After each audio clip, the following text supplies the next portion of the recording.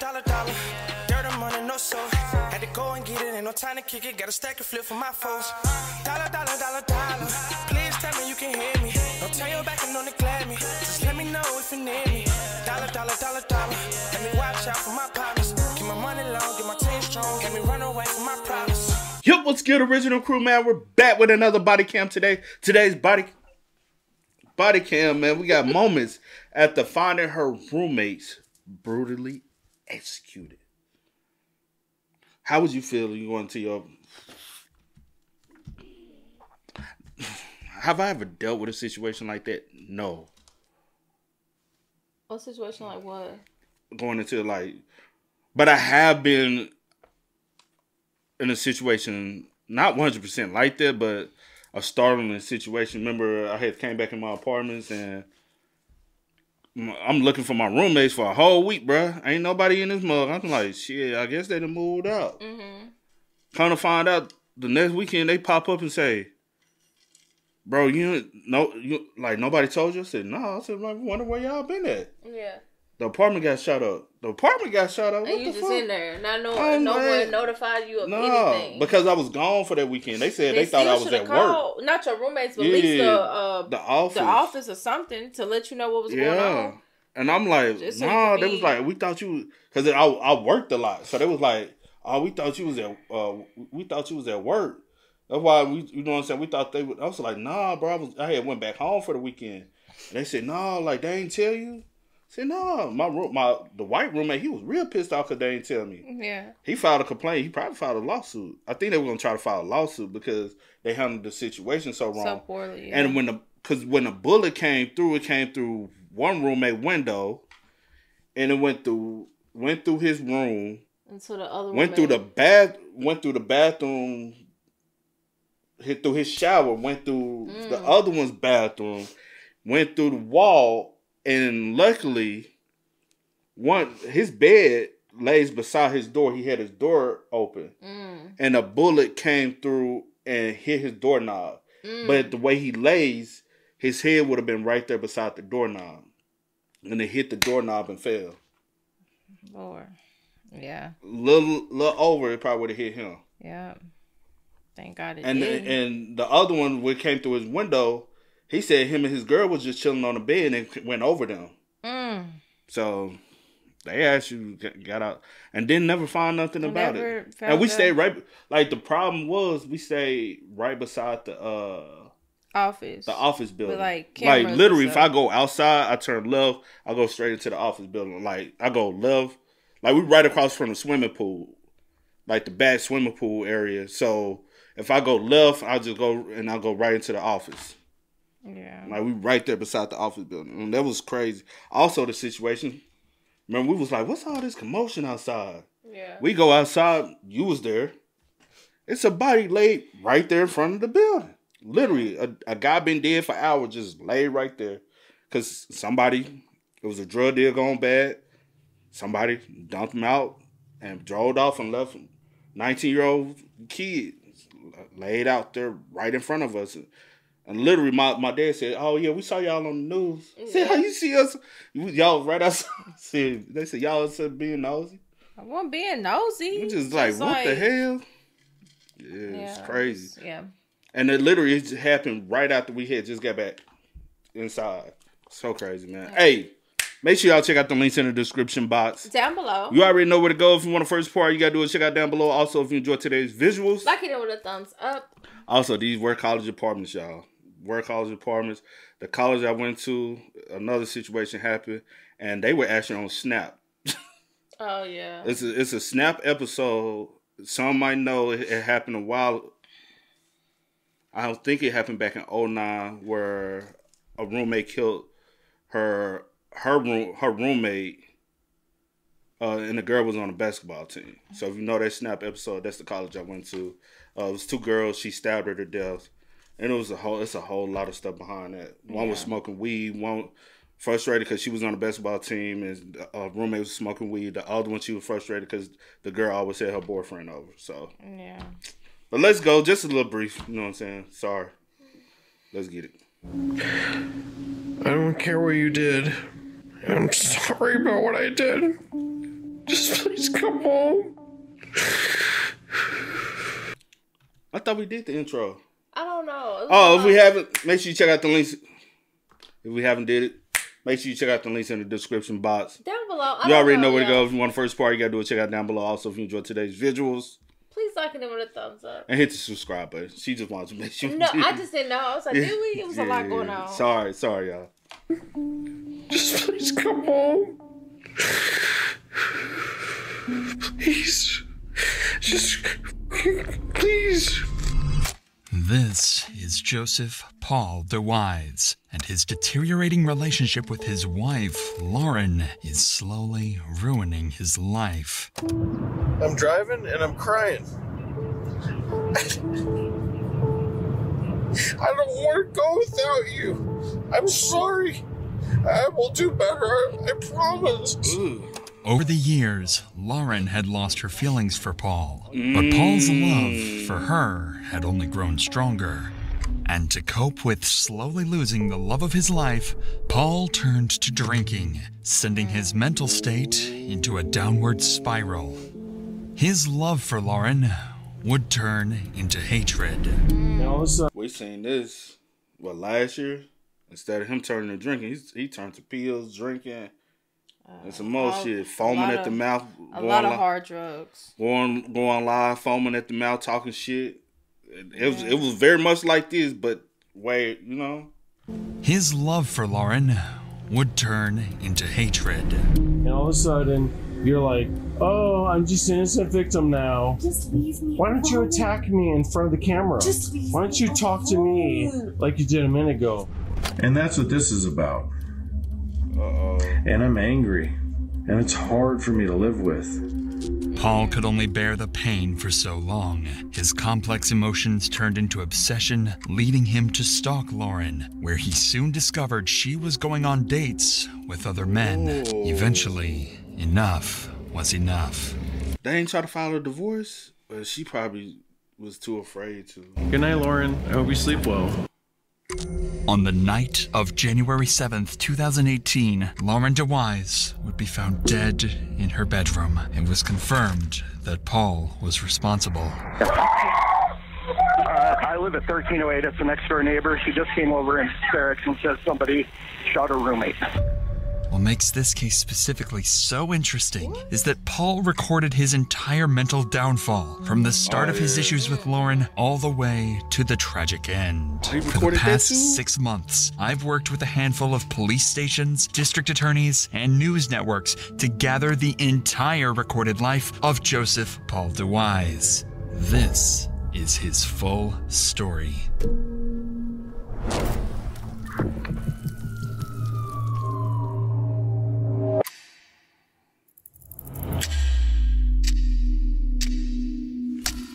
This was a letter to Lauren, written by Paul on July 24th, 2017.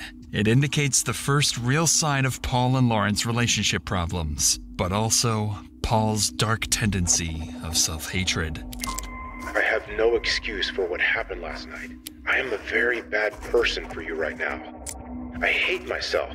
I do not deserve you. I have no reason to be loved by you or the kids. I ruined everything. You deserve someone way better than me.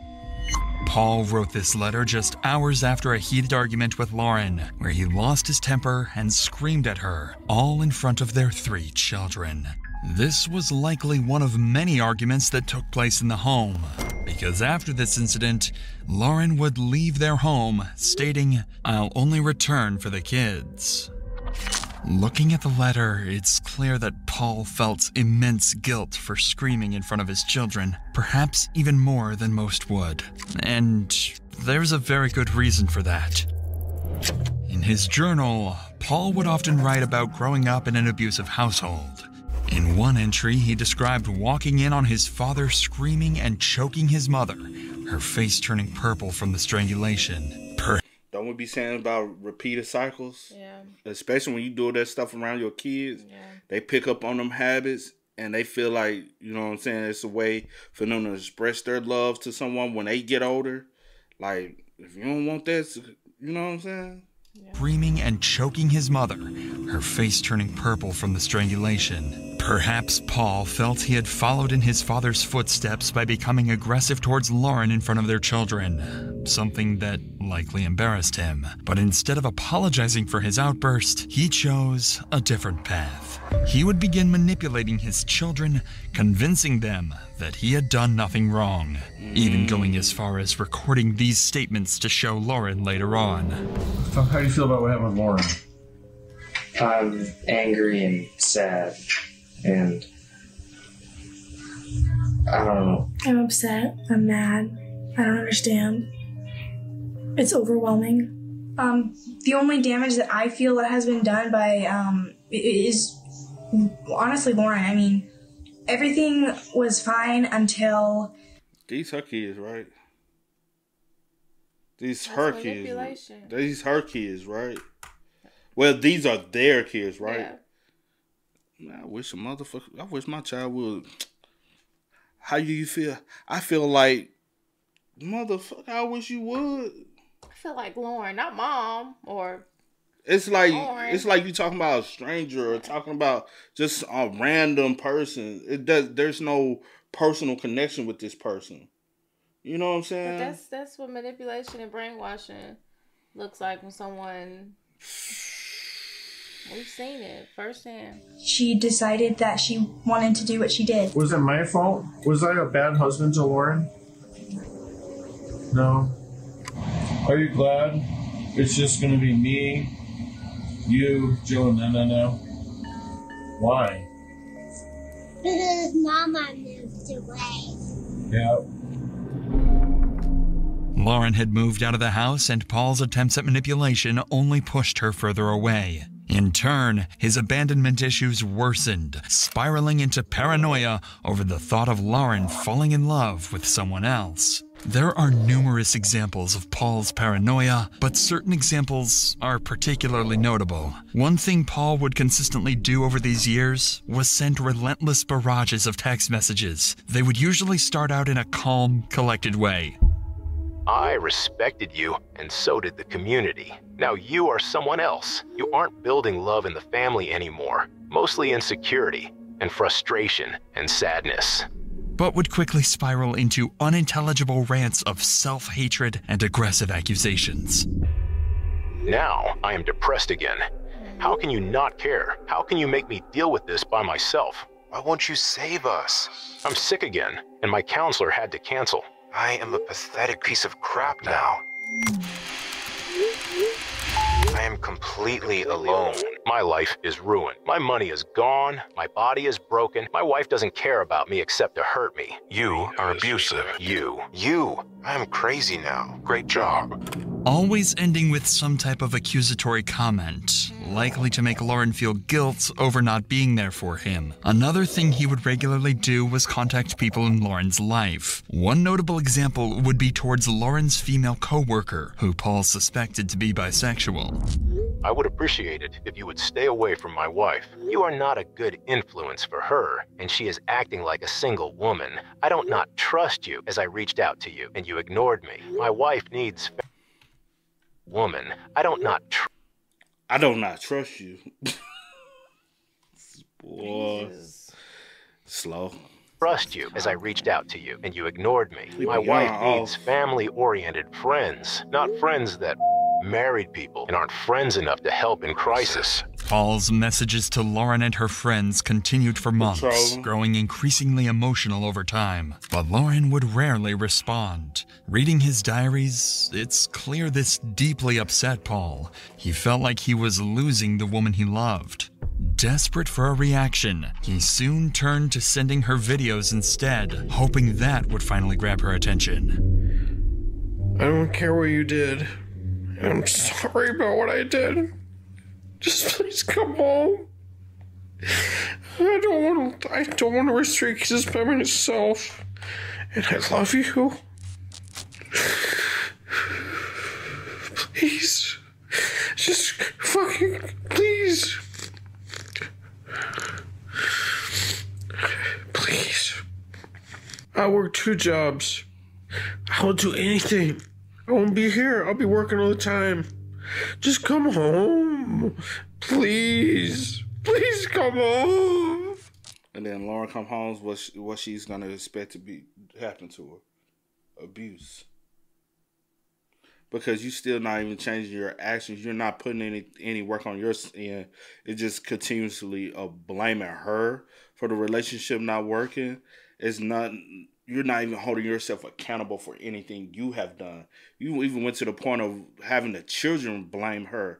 Do I want to put myself in an environment where everybody around me is blaming me and I really haven't done anything? And this big motherfucker, grown ass 12-year-old, it's big grown 12-year-old, because that's what mindset he got, is throwing tantrums and like, what the, like, you know? Like, her best thing was to stay gone. Because even if she does come back home, she's subject to it to be worse.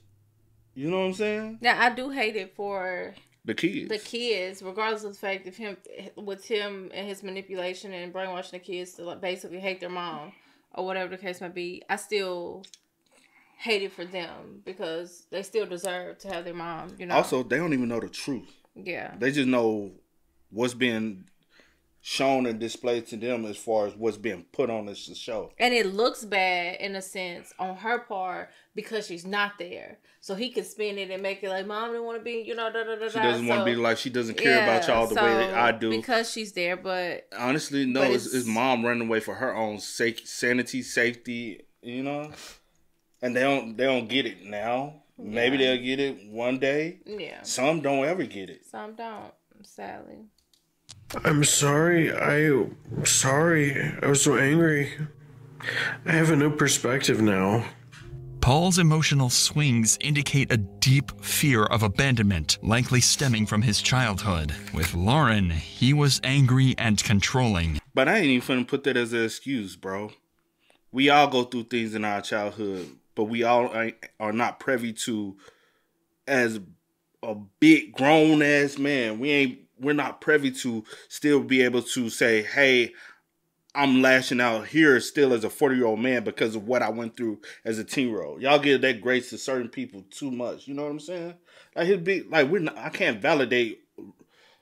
Oh, well, he went through a cycle or something. You know what I'm saying? Yeah. Like a lot of us carry trauma. You know what I'm saying? Mm-hmm. Like. No, I feel you. Without her, he was desperate and self-pitying. When she responded, it would briefly ease his distress, but unfortunately for Paul, Lauren would stop responding altogether. On November 14th, Paul's worst fears of abandonment would come true. He would discover clues that Lauren had started going out again. And later that same week, he signed up for VSync GPS tracking services and registered her phone to the system. Paul would start stalking her. He would take pictures of Lauren and the various bars she would go to and store them away to confront her with later.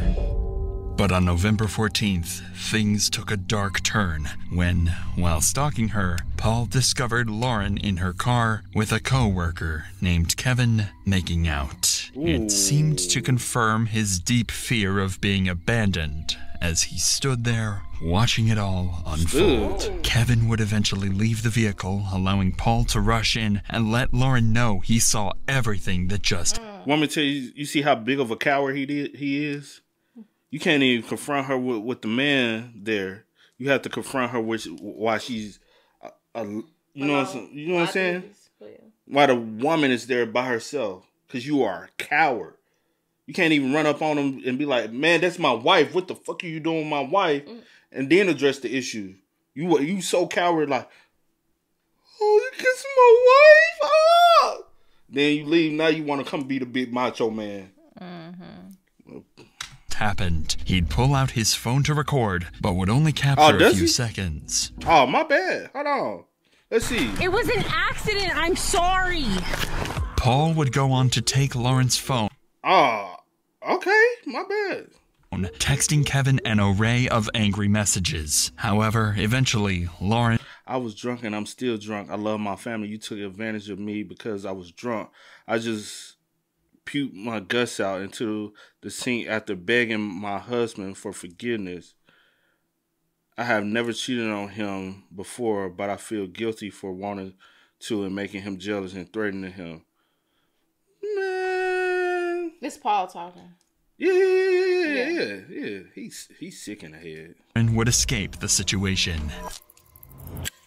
Approximately 22 hours after this had taken place, Paul would find Lauren with a different man, Brian. The two were simply co-workers, but Paul wasn't going to take any chances. So again, he would go up to the car, this time confronting the man instead of Lauren. This man. The first time he didn't confront Kevin. But I'm saying it looked like he had Kevin on the camera, or was that her camera? No, that was her. He pulled out his camera, like basically to get her. But I saw a man on the camera, is what I'm saying. Yeah. Had absolutely no intimate relationship with Lauren, so he retaliated against these claims, even punching Paul in the face. Oh, he spiraled.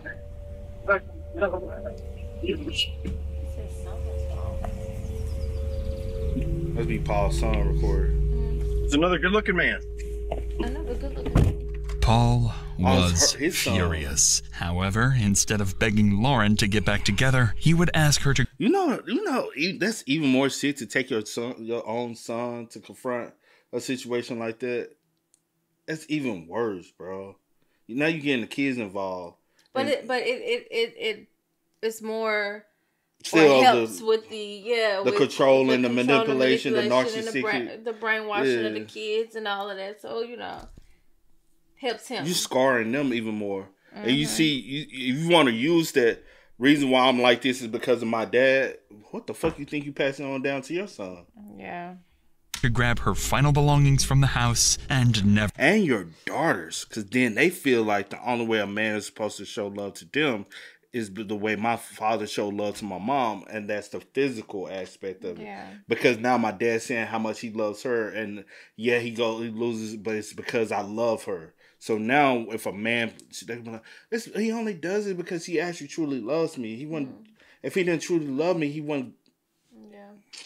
Lauren to get back together, he would ask her to grab her final belongings from the house and never come back. This was a sharp distinction from the previous weeks and even months. It seemed like Paul's ongoing desperation for Lauren had bizarrely turned into hatred. Lauren would oblige and go on to take her items from the house, but Paul wouldn't stop there.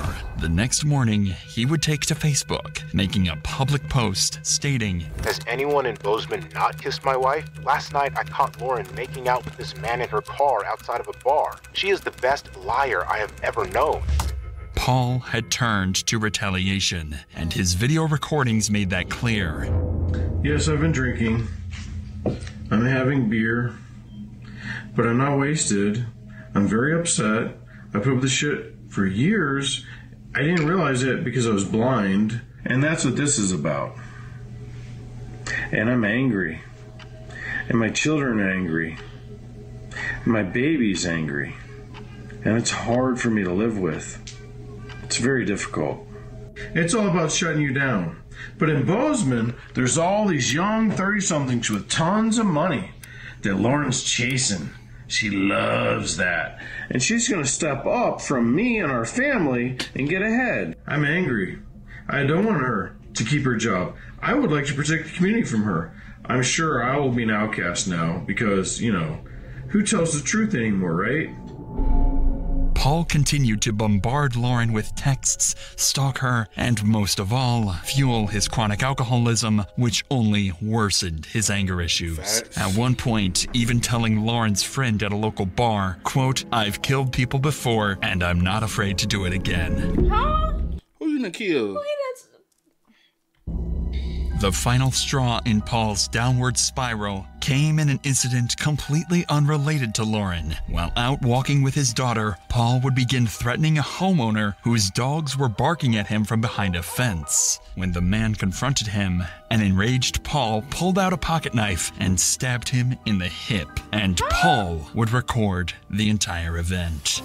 So why he's not exactly assault with a deadly weapon, or at least why he's not charged with attempted murder, or at least assault with a deadly weapon? Right. What y'all gonna say? He was the aggressor? We just got attacked by these people's dogs. This is my baby. Baby, did you think that dog was gonna get you? Oh my God, I did something's too. wrong. And I then hate that. this man. If the dog is awful. in the fence, That is how the awful, fuck you bro. say you got attacked by a dog if a dog is literally behind the fence? Attacked me behind the dog. Asked this woman, baby, I'm sorry. I withdrew my knife to defend myself against this man who took me down with a single leg takedown. As the last resort, when my back was on the floor, I struck up with the knife. I struck the man. They pulled the dog away.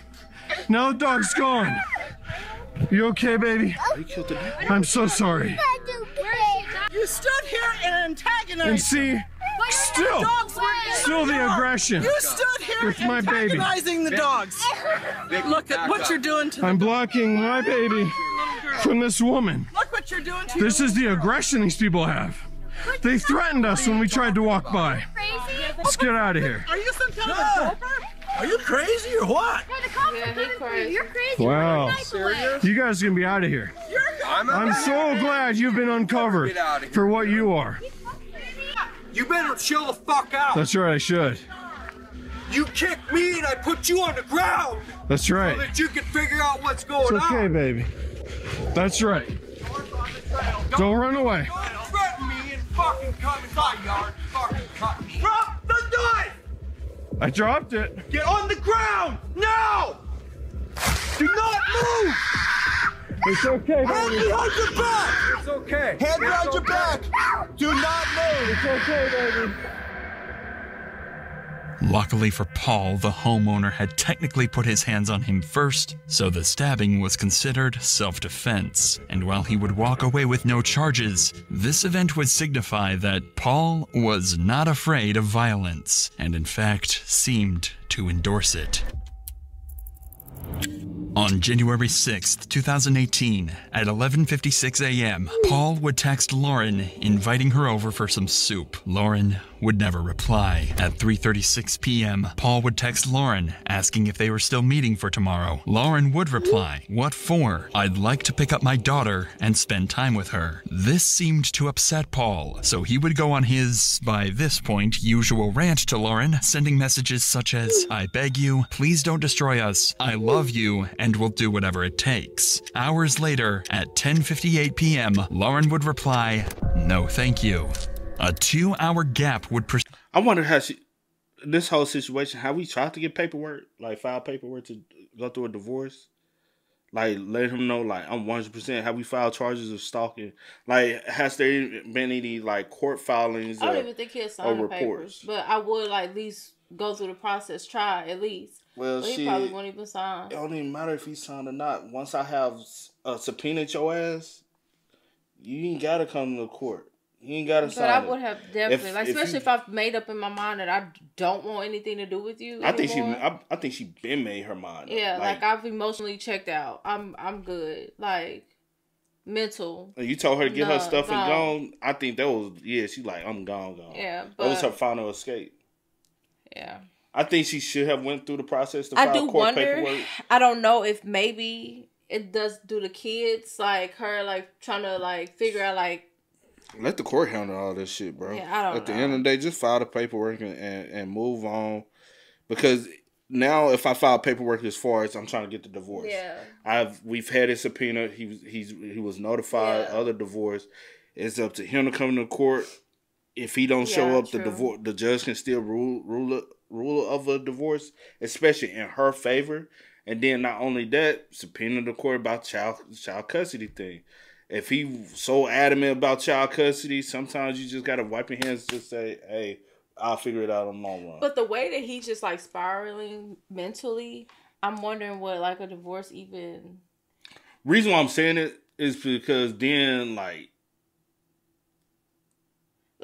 you get the divorce thing, then I can indicate of the stalking situation, indicate of this and this. So. Like, you know what I'm saying? I'm just trying to say, sometimes getting paperwork scare people. Sometimes getting paperwork antagonize them even more to where they want to, like, push it even further.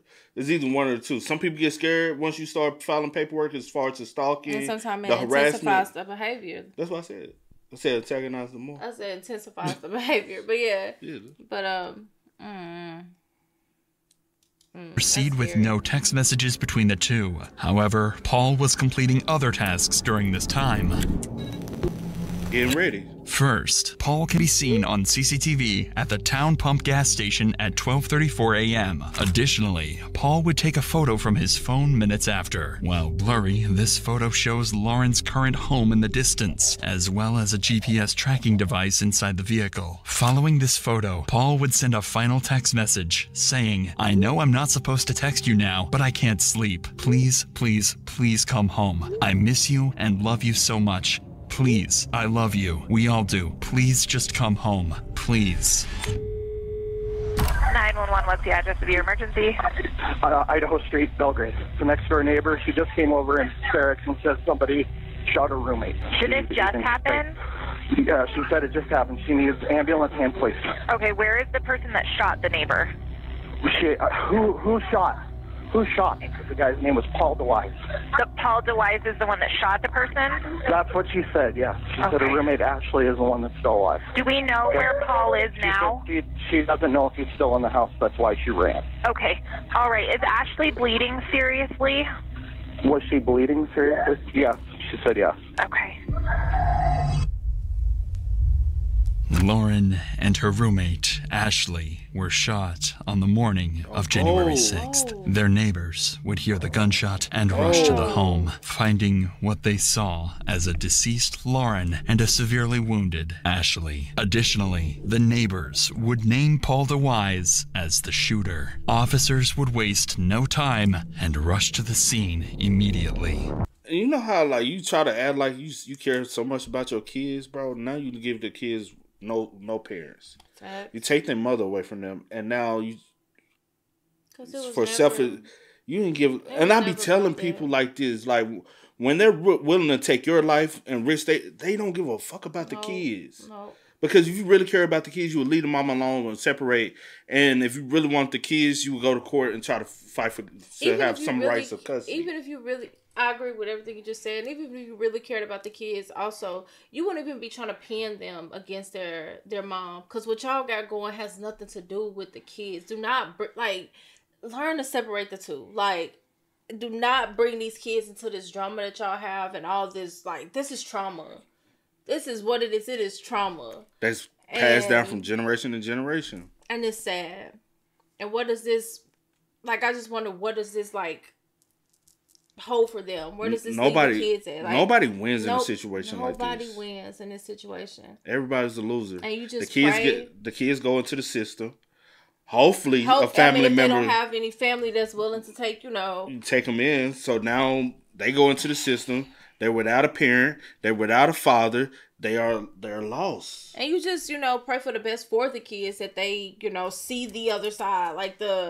But no one really wins because at the end of the day, you still, regardless if y'all got divorced and y'all didn't work out, at least y'all could have had like a healthy co-parenting relationship. Try to. Even if it ain't 100% healthy, at least here go your time with the kids. Here go When I say healthy, I mean more so like you're not trying to get with me. You're not trying to have me come back. I don't need the text messages. I don't need the weird stuff going on. It's just solely about the kids and the kids. Because honestly, he won't always harass her. It could have been 5-10 years down the line. She could have been married with another man, and that's what I mean. He would have still been trying to push. That's not healthy. Yeah. So yeah.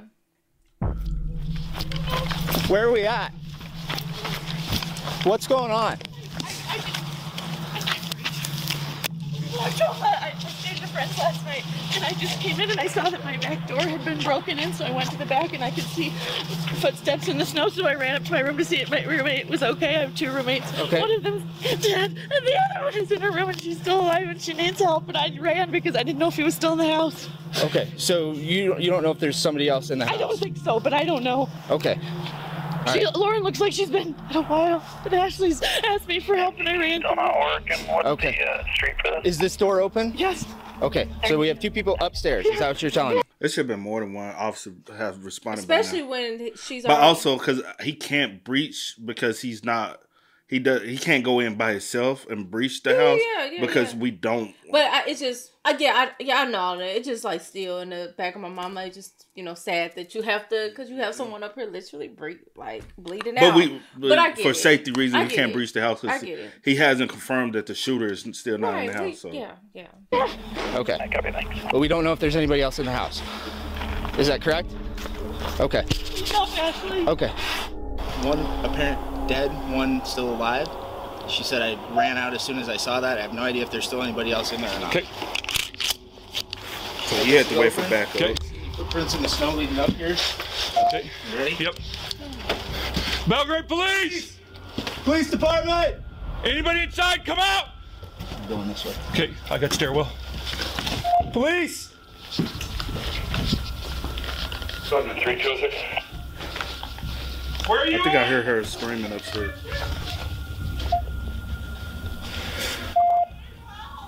Kitchen clear.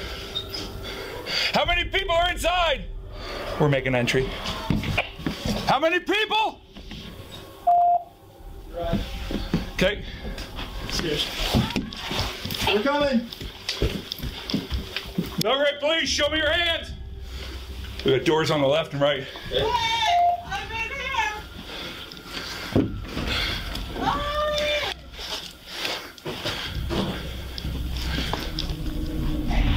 Police! Please don't shoot me! Who shot you? No, please don't shoot me! I'm not gonna shoot you. Please don't shoot me! One female down. Is deceased. I'm behind you. Okay. We need medical in here now. Please don't shoot me! And we're not gonna shoot you, ma'am. My name's Ashley! Ashley, what's going on? Who shot you? Nobody! Oh, what happened? I don't know! Please come here! Who did? Are you the police? I'm the police, right here. Where are you? I'm right here. Can you see me? Where are you? I'm right here. Where? Ashley was temporarily blind, with a bullet wound to the back of her head and several others across her body. She had no idea where she was and wasn't even aware she had been shot. Are you the police? I'm the police, yes. Show me your face then. I'm right here. Can you see me? No. Can you see anything? No. No? No. Okay. Ma'am, I'm right here. Can you hear me? Where are you? I'm right here. Can you feel my hand? Shoot me. What? Please don't shoot me. I'm not gonna shoot you. Where do you hurt? I don't hurt anywhere. You don't hurt anywhere? No. Are you going to hurt me? No, I don't want to hurt you. Okay, please help me. We're gonna help you, Ashley. Ashley was not in a communicative state at this point. I wonder was she also possibly. I wonder also was she possibly temporarily paralyzed. Oh yeah, I don't know. Like doesn't know that she doesn't have motor skills to get up and you know what I'm saying, because she also can't physically see right now. Making this about as difficult a situation as you can get as a police officer. Regardless, this officer would do a heroic job of remaining calm as he continued to talk to Ashley and ensure she stayed awake. Fortunately, medical staff arrived quickly and Ashley would be rushed to the hospital. Whether or not she would survive remained to be seen, but the officer can rest assured knowing that he did everything possible to keep her alive. The other victim, Lauren, would be pronounced dead on the scene. While this is devastating, another problem still had to be solved, and solved fast, as the shooter had not yet been located. You got the garage cleared? Yep, he cleared the garage. We got tracks everywhere. Can you move that bed frame or the mattress? Clear. Got a man door. Can we go out that? Yeah. Okay.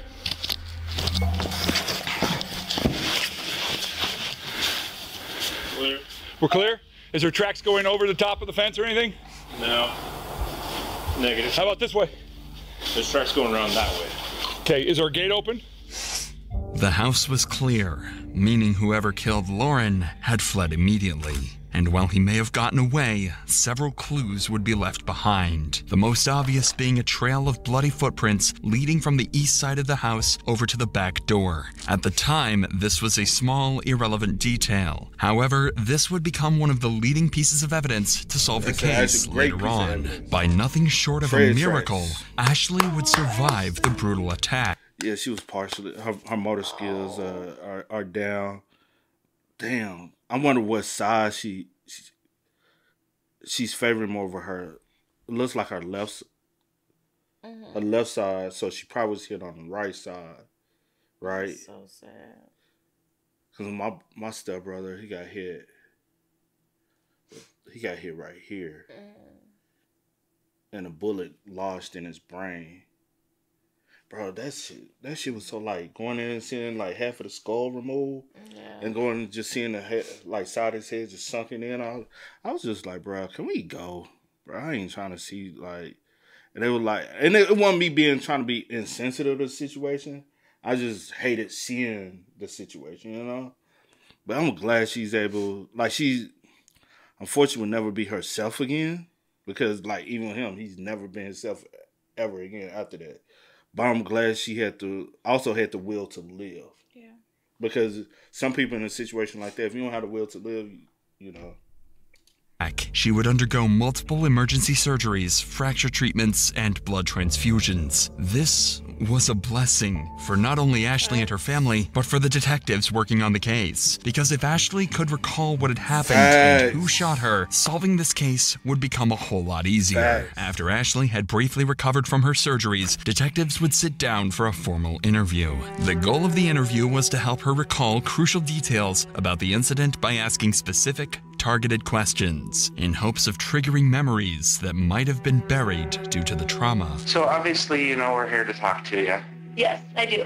And I know this is kind of a tough question, but can you tell me, do you remember anything at all? When I got shot? Mm-hmm. No.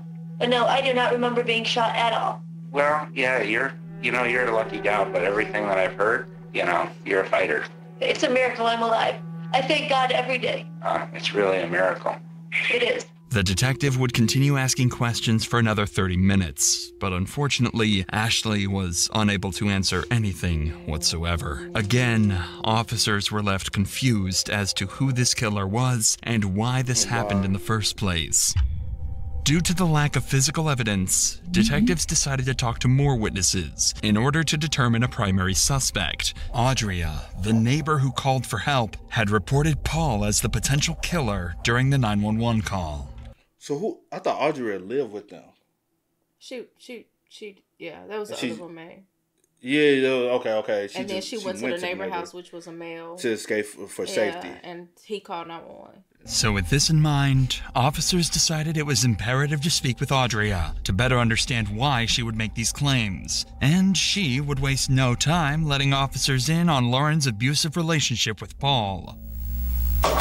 We went golfing once this summer. Okay. Well, she actually had worked out at my gym. I'm a personal trainer at Big Sky Barbell, and she had come in one day and I saw a bruise on her, and I remember saying, "Dude, what happened to your leg?" And she said, I just ran into something. And I said, 100-mile-an-hour softball? What happened to your leg? She just dismissed it. A couple months later, we were golfing, and she said, they'd lived here about a year, and she said, I can't believe I've never told anybody this, but I think I need to leave Paul. He beats me all the time. Mm-hmm. And I used to contact me every day, and one day would be, think, you ruined my life, to, I can't believe you're helping my wife, to, I'm so sorry, this is all my fault, this has nothing to do with you, you did nothing wrong. I mean, he's got a schizophrenic chain of messages that How he even getting y'all number? Well, if they all on the same line, that would be... But then now you harassing me. That'd be easy for him to go through. Yeah. He probably get her phone too, though. That's how he was communicate with, what's his name, Kevin? Was that Kevin? Yeah. Like, could be, like, who knows? But I'm not allowing you to message me. Like, leave me the fuck alone. Yeah. And I will be reporting you for harassment. Yeah. I never responded to. Anyway, yesterday, it's actually been fairly close. She went over to his house for their daughters. They have a 3-year-old daughter. She turned 4 on Thursday. Audria was well aware Paul was an abusive and psychotic husband prior to Lauren's death. Based on Audria's claims, her suspicion of Paul's involvement would only grow stronger. I left last night around 9. She had just gotten out of the bath and she had actually said something to me like, I'm just so happy here. I feel safer than I felt in years. And I remember leaving. I left around 9:30. And I got home this morning. I got home early. And when I walked in, I looked down in my back door frame, 2 pieces of wood were laying on the floor. And I ran upstairs to see if Lauren was okay. She was not okay. I literally the door had been propped open and she always slept with it. And it was open and I walked up and I could see her laying there, so I didn't even walk it all the way in her room. I just looked at her and was like, I wonder was Ashley killed because he started just checking Not the room. Ashley. I mean, not killed, but shot. Yeah. Because he was checking the rooms because he probably didn't know which room Lauren was in. Yeah. And he just was going to the room and he shot, shooting to, you know what I'm saying? Or was you and she probably was or asleep. did one of the bullets go through the wall or something? I don't know. I'm just She was shot point blank in the head. But I don't know how the beds are and the positioning of the rooms. But I'm pretty sure he probably shot her.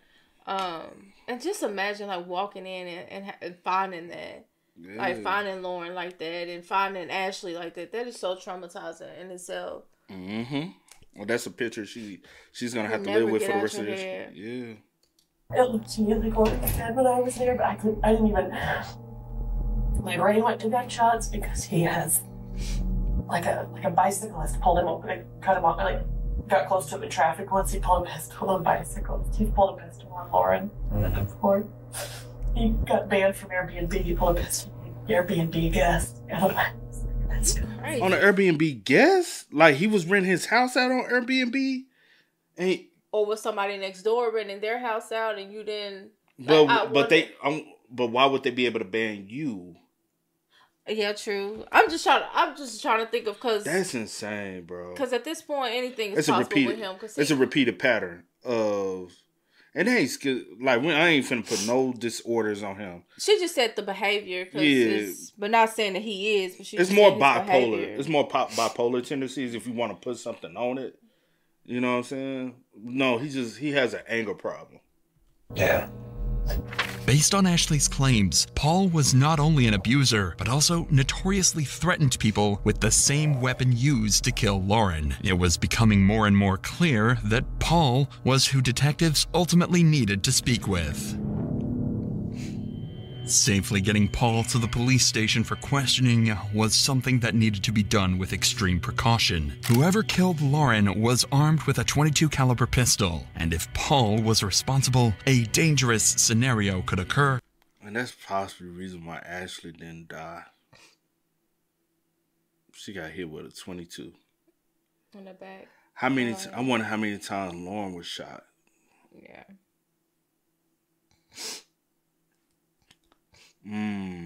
If police contacted him directly. So those who know about guns, like fill me in a little bit. I don't carry guns. I'm not a gun enthusiast. That's just not who I am or who I ever be. Just because I know who I am in a situation, I've always been a very hot-head person in situations. So I try to refrain from, you know what I'm saying, put myself in certain situations now. And that's the reason why I also refrain from being a gun owner in life, because I'm very much so hot-head, and my uncles and them are very gun enthusiast people, and they used to always tell me, get you a gun. I'm like, just for my safety and others, you know what I'm saying, I prefer not to. I know you might be a little bit different mindset. It's just for me and mine. A dangerous scenario could occur if police contacted him directly. So, in order to safely secure him, officers devised a complex plan for his arrest. Paul's house would be heavily surveyed the day of the arrest. The moment Paul left his house, the surveillance team would notify the arrest team of his direction of travel. In order to leave his neighborhood, Paul would have to exit either to the west on South 19th Avenue or east on South 3rd Avenue. Units would be blocking both streets, and a high-risk felony stop would be used to take DeWise into custody. With this plan, officers were granted an arrest warrant for Paul, and immediately the operation would go underway. Okay, let's see. At 9 a.m. the next day, Paul would exit his house in his Chevrolet Suburban. He'd turn west onto South 19th Avenue, where an officer would be waiting for him, and quickly pull the vehicle over. Okay, open up the door. Keep both hands up. Outside. Okay, go ahead and get out. Hey, get out. Put your hands up. Hands up. Put your hands up. Walk over here. Turn around. Look away from me. Stuff. Walk backwards. Because I don't want you to go out like Keep this. coming. Keep coming. I want you to pay for what the fuck Get on the you ground. did. Get on the ground. Get on down. Do not move. Do you understand me? Take him to the back of my car. All right.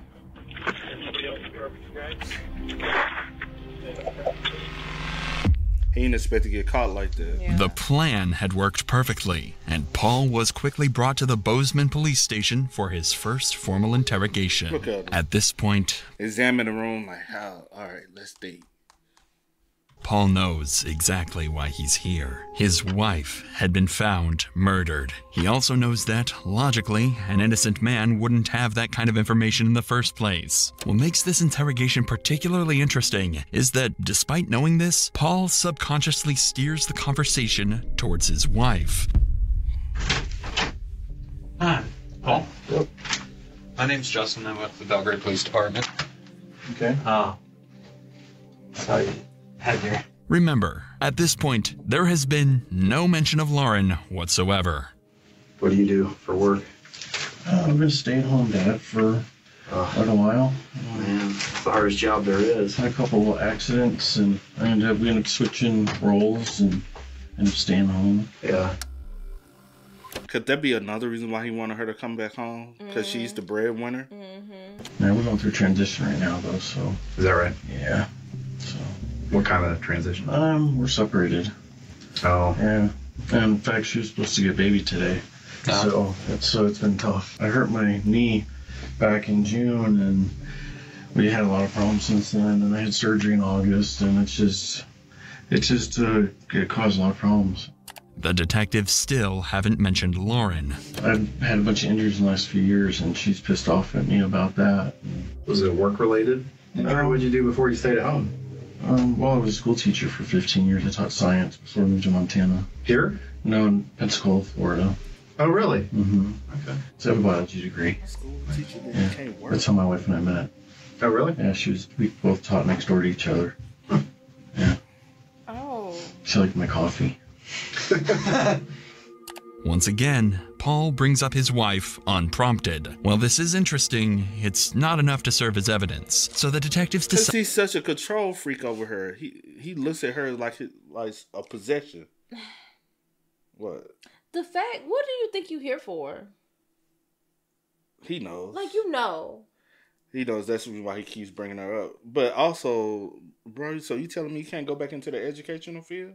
Right. And what prompted y'all to move from Pensacola, Florida, to Montana? To Montana. That's a change of. Was it for a job for one of y'all? Maybe her. That's a big change in environment. Yeah. You know what I'm saying? And then now you don't work, and you like, oh, I had a knee problem. Well, I guess to get up and teach, but I've had teachers who teach from a chair, especially when they got problems and stuff. They're like, hey, you know, like. They can get you a roller chair, roll around and point. And you get up and you sit your ass back down. You gotta be up there. It's some more deep rooted shit. It's time to apply more pressure. So the reason that I wanted to talk to you is there were some issues that happened over at Lauren's house this morning. And I just kind of wanted to touch base with you to see if you were over there at all, if kind of where you were this morning, that kind of thing. What happened? Well, someone broke into the back door of her place, and so. From what I understand, you guys were separated and working on a divorce. Okay? And that's kind of where we're at. Is she alright? Well, Not really. She isn't. Well, that's another reason why he had to shoot the other. The person that came in ended up shooting her. So he had to make it look like it wasn't necessarily targeted, but he had to make it look like it was a break-in. But also, it looks more targeted than Lauren, especially if Lauren got multiple shots. Yeah. And Ashley only has one shot. One shot. So right there, from their point of view, it makes it look targeted. 2, it's not a robbery because robbery gone bad because there's nothing missing in the home, and it doesn't look like it is assault because neither one of the women were SA'd. So again, it still looks targeted. And even with them telling you this, you a little bit too calm for me. For somebody, oh my gosh, please come back. I love you so much. Like, and also, is she okay? As soon as he said no, you would have passed the fuck out. You know what I'm saying? Or you would have, as soon as he said, something. As soon as they said her house was broken, you would have been, no, what? There would be way more emotions involved. Hearing the news about news about your wife that you constantly harass and want to be back with. She's dead. Of your kids. Yeah. Look how he responds. So. Oh my god. Oh Lord. That's why we're talking to you, because you guys are going through a divorce. And oh my god. I did that from shit. From what I understand, and that's. I swear that's how he gives me. Oh my god, I did that shit. Yo. That's what he gives me. It is not like, oh my god, really? Oh, okay, let me figure out how I'm gonna get out of this shit. Facts. Like I accomplished what I went to do. Ooh, okay, let me figure some shit out. Let me just think your way through. I wonder what he used to teach. He said science. Science. Yeah, he said he used to teach science. Boy, if he was a science teacher, did you what's I don't know. You couldn't do a Walter? Oh, you I'm talking about to make some money. No, Breaking Bad. You gotta. You didn't watch the series like that. I started on it because Walter. That's not. I'm saying he's a high school science teacher, and he used to use like chemicals to get rid of people. Yeah. Not like you got to finish the series. Going through a divorce, and from what I understand, and that's we need to kind of figure out what's going on. This is news to me. I don't know anything about it. Oh, yeah. Well, let me just say right off the bat. What we doing it for? Only people who rock. What? Somebody who's mourning doesn't rock back and forth. Somebody who's crazy gonna rock. Like, he giving me this is news to me. Like, what he giving me padded room vibes, bro. Don't put him in a padded room. Put him in a jail cell. You talking about your knee hurting, your back finna be hurting on that damn hard ass bed. Regardless of your relational issues, I understand. I love her. Lauren's very important to you. I love her. And I'm so sorry. Well, you ain't shedding not one tear. This place. If, let's say, for... You think I did it. I didn't do it. We gotta look at the big picture. I didn't say you did it. Never do anything. I'm asking you to give us any information that you can about anything, whether it was you or not. It's hard to tell whether Paul is genuinely anxious over his wife's passing or if he's simply putting on a convincing act, panicking, not over grief, but over the realization that the detectives are closing in on him. Notably, Paul would quickly regain his composure and instead redirect the conversation towards Lauren, quickly painting himself as a victim of her actions. Hands are tingling. You know, I've been having panic problems. I never had it before. Never. I didn't know what a real panic attack was like. Just since you got here? No, since we started going through this crap. Now it started in like July. She's going through like a midlife crisis, and she's 30. She ain't going. She's staying gone. She's coming home late and drunk. I caught her cheating. Yeah. 2 days in a row with 2 different people in the car. You know. And you giving them all the motive like, of the reason why you would kill her. Just trying to make it seem like she's just this horrible person. Like, bro, you giving them what they need. Motives. Dumbass. Second time I asked her to leave. While Paul may think that painting her in a bad light is a smart move, in reality, it only establishes that he had a strong motive for revenge. Exactly. At this point, the detectives decide it's time to start constructing a timeline, hoping to pin Paul to a version of events they can systematically dismantle. So, is there anything you can think of? Anything that would help us at all? I can't think right now. Let's just start with a basic timeline. So What were start you? with, let's say, what you do during a normal day. Yesterday was Saturday, right? Right. So when you woke up, were your other kids already awake? No. Were they all three still asleep? Or you said Jennifer? Jennifer woke me up. Okay, but the teenagers were in bed? Mm-hmm. That's what teenagers do? Yeah. Yeah. That's about it. Nothing exciting. I mean, I was just in my chair all day. Okay, so you didn't, I think I'm going to Walmart or go out to eat or anything like that? No trips outside? No, I didn't go anywhere. The detective asks this question because they have CCTV footage placing Paul at a gas station at 12:34 a.m. By outright denying that he left his home, it's clear that Paul is lying. However, when detectives ask the question minutes later, Paul realizes they might be setting up a trap and changes his story. So if I'm understanding you correctly, you didn't leave your house pretty much at all yesterday? Not last night? Certainly not after dinner? What time do you think you went to bed?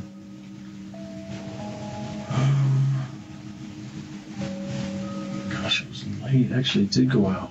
I went and got a 6-pack of beer around midnight at Town Pump. Going back to the timeline last night, you went to the Town Pump to get a 6-pack beer. Mm-hmm. And both of your oldest were still up. Mm-hmm. And Actually, my son went with me. Oh, your son went with you. Okay. And you guys were gone from your house, that's what, gotta be 15, 20 minutes, maybe? I was like, if you get the light, maybe it's 5 tops. Oh. The fact that Paul's son, Joseph, was with him on that trip is actually a crucial detail. Detectives now have another potential key witness who can prove or disprove Paul's movements that day. However, while this interview establishes that Paul has both a motive and a timeline that aligns with Lauren's murder, it's not enough evidence for detectives to make an arrest. For now, they have no choice but to let Paul go. While this is unfortunate and potentially dangerous, they were able to obtain one of Paul's belongings, his iPhone. Because one thing, by allowing him to be able to go, now he can go home, communicate with the kids, and establish alibi. Yeah. But I wonder, can they, in this regards, because of the thing, of the crime and everything, remove the kids out of the custody until they look for, you know what I'm saying? Yeah.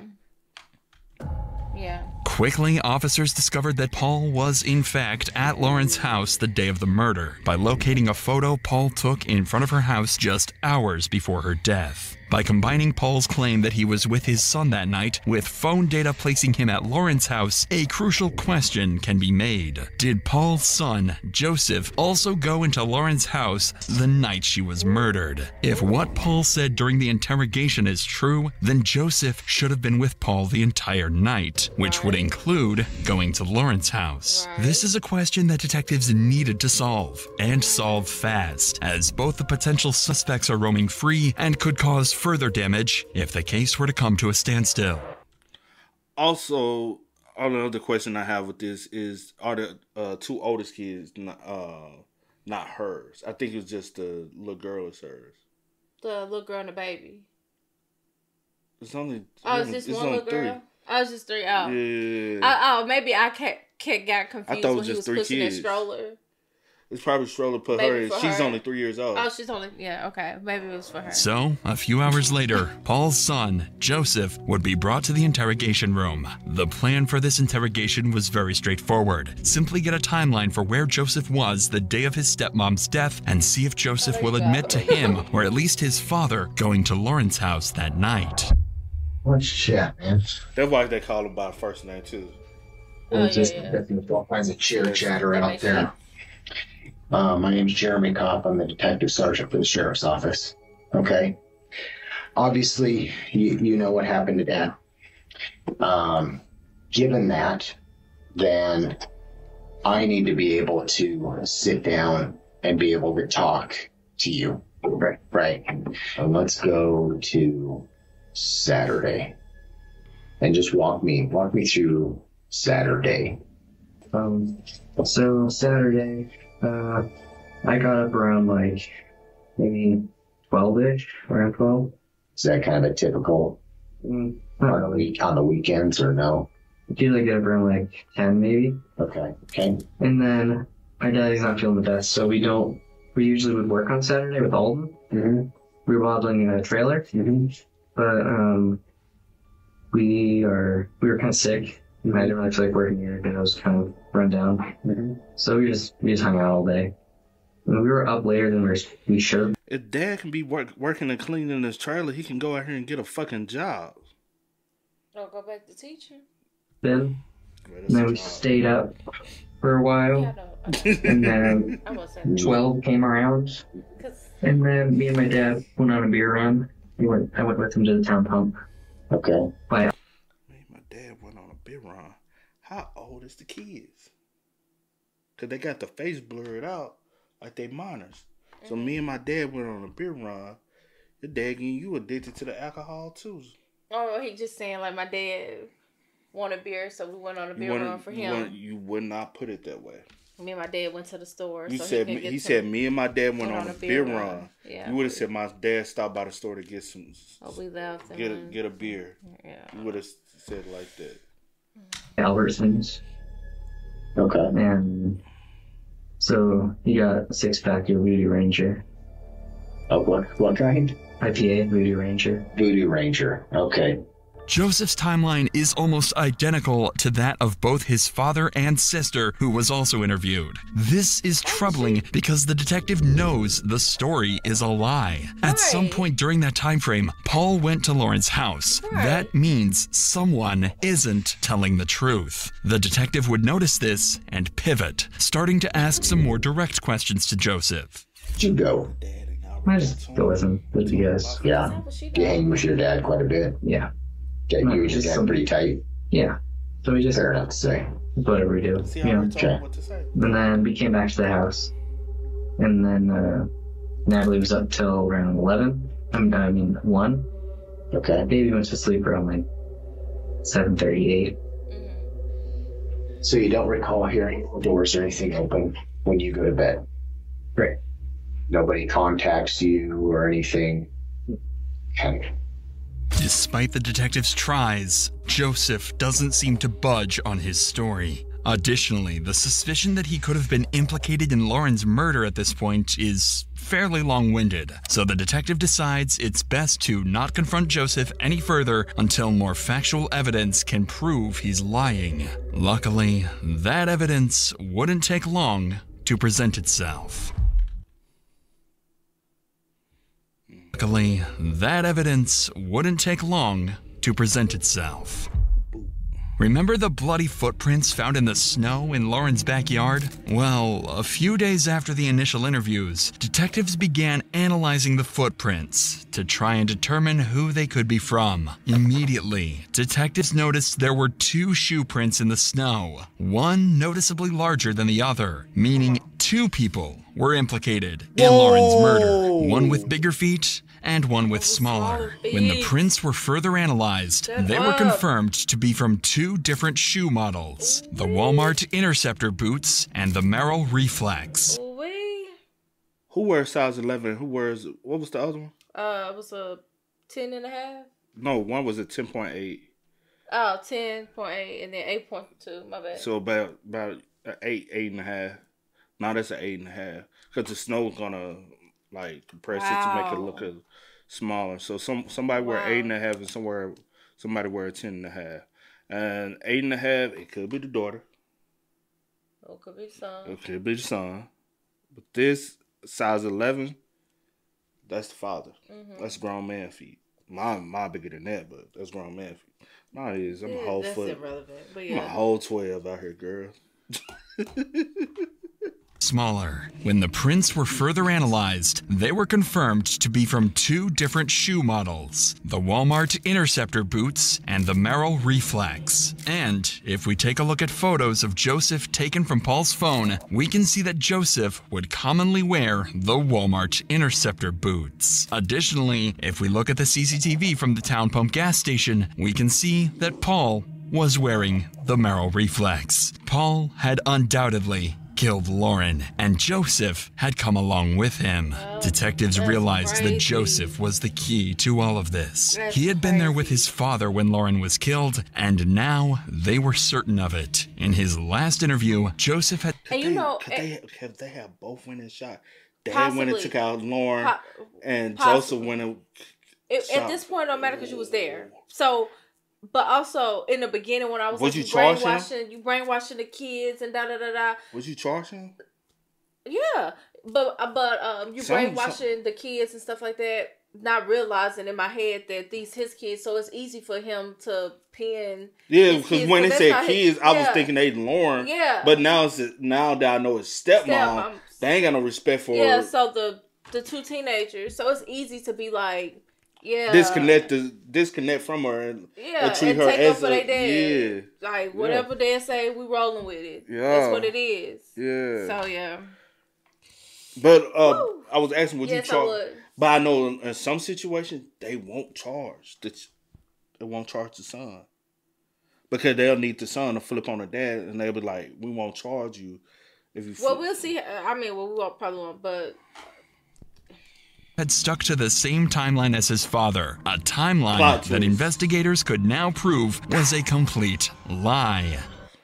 With this leverage, detectives believed that with the right amount of pressure, they could break Joseph and force him to confess everything.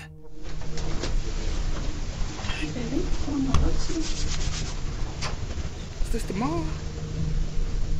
Due to the intense nature of what detectives are about to do, they would bring in Joseph's biological mother, Paul's ex-wife, to provide comfort, hoping that her presence would further push him to finally tell the truth. Please, I'll hear you. Just tell the truth.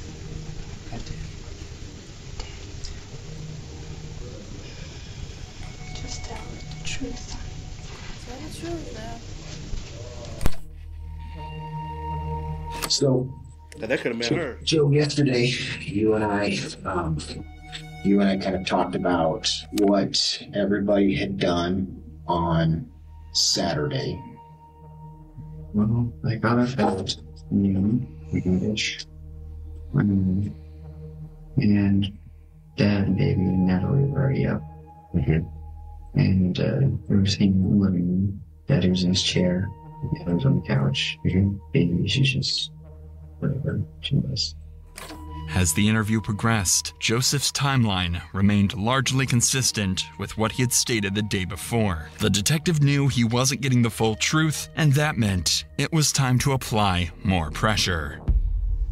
That's pretty accurate to what you told me yesterday. And I was hoping that today you and I could break through that and we could talk about what actually happened. Because if I can't get you to be honest with me, I can't help you. But I'm not willing to give up on you. I think that we can get through it. I can see the weight on you. And the only way I can help is if you and I are honest with each other. Joe, I can't help. I can't do anything if you and I aren't honest with each other in here. Okay? Joe, please. Joe, okay.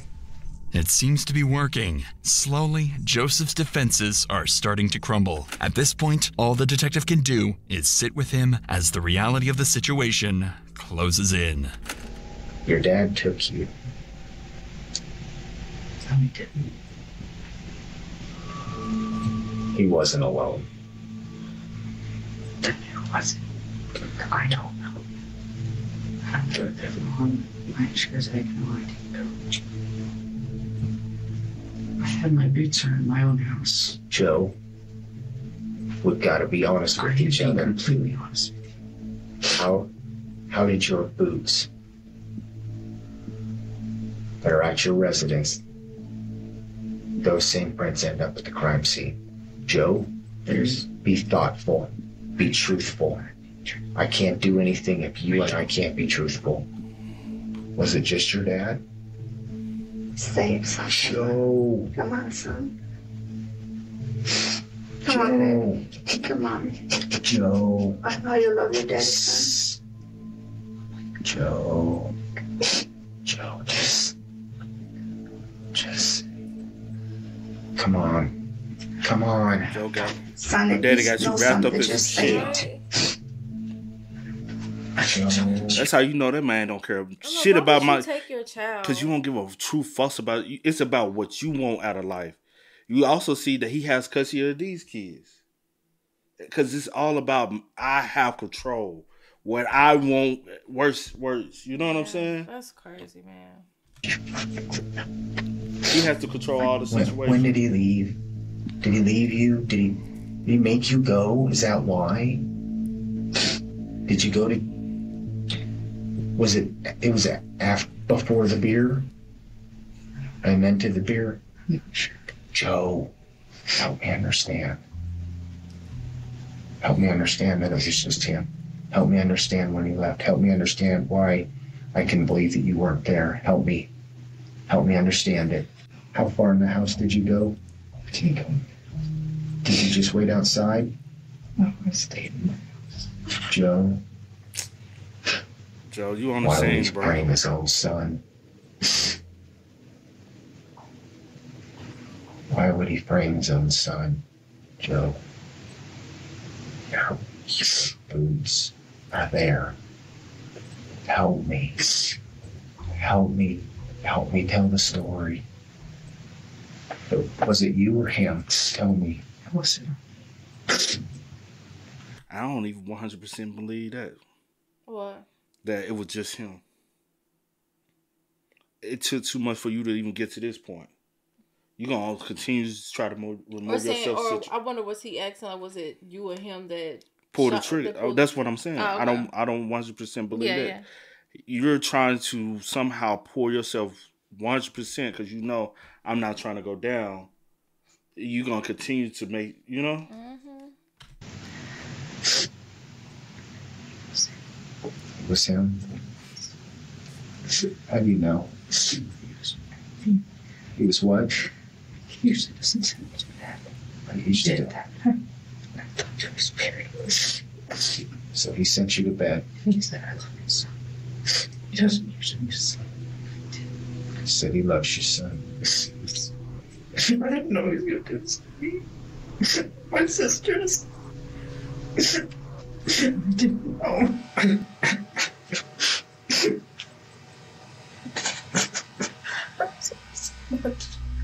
The pressure had broken Joseph. After relentless questioning, he had finally come clean about what transpired mere days earlier. Months later, when the detective recounted this moment with Joseph, he would burst into tears, overcome by the weight of the situation. I just love you right now. Okay? So just sit with your son and love him.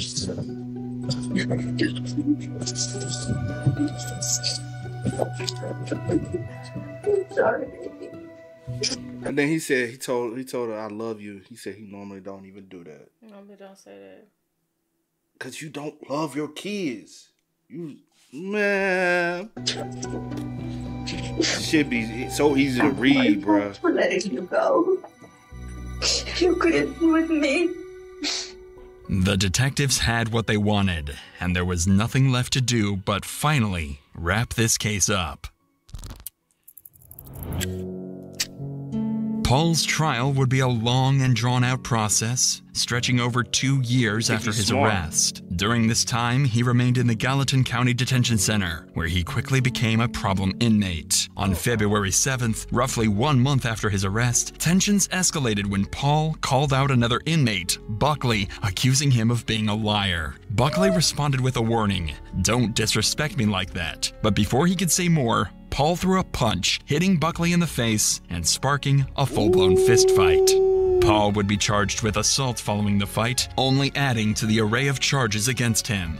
Paul would eventually meet his fate on February 4th, 2020, nearly 2 years after his arrest. He'd be convicted of deliberate homicide, attempted deliberate homicide, and tampering with evidence, and would be sentenced to 220 years in prison without the possibility of parole. To the charge of attempt to commit deliberate homicide of Ashley Beamer, guilty.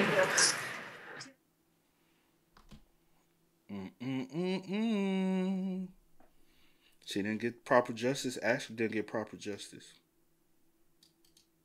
That son was in the house. They may have felt like. Nope, fuck that. Didn't I say that though? Then I say they were gonna try to get him to talk, cause they prefer to get him convicted and not the son. Yeah. That son was in the house. The son assisted with the murder. I don't care what nobody say. The son was in on it. I agree. Because what in his right mind? Why would you and how? With the shoe print, I can't wear your shoes. Right. I can't put my foot in there at all unless I bend the heels. Yeah. But it's a boot. Yeah. I can't put my foot in it to frame. And why in the world would I frame my son? Even though I know he don't care about his kids. Why? And they were. Yeah. They walked to the house I'm together. I'm a little confused on that, but I mean, I don't know, bro. But that son should have been in jail right along with him with conspiracy to commit murder. They went together to that house. You went in that house with your dad. You knew what your dad was doing. You don't just go to Lauren's house and we just going to Lauren's house and kick in the door and not know that we're going to commit a murder. As soon as the dad kicked in the door, if you 100% didn't know, I'm retreating. Yeah. I'm not assisting with nothing, and I'm gone. Yeah. And you would have seen running footsteps. Yeah. No, you didn't see running footsteps because both of y'all conspired to commit murder that night. Yeah. Rest in peace to Lauren. I'm glad Ashley was able to come out on the other side, even though it's going to be a lifelong recovery. Lifelong, But yeah. Good thing she doesn't have the, the memory of it. Yeah. You know what I'm saying? Hey man, y'all spam us up in the comments. Y'all let us know y'all thoughts about it for us down below. But until next time, y'all know how it go, man. I do go by the name DJ New Kid. This is Sierra Nicole. We are. We are. Time to kick it, got a stack of flip for my folks. Dollar. Please tell me you can hear me. Don't turn your back and don't neglect me. Just let me know if you need me. Dollar. Let me watch out for my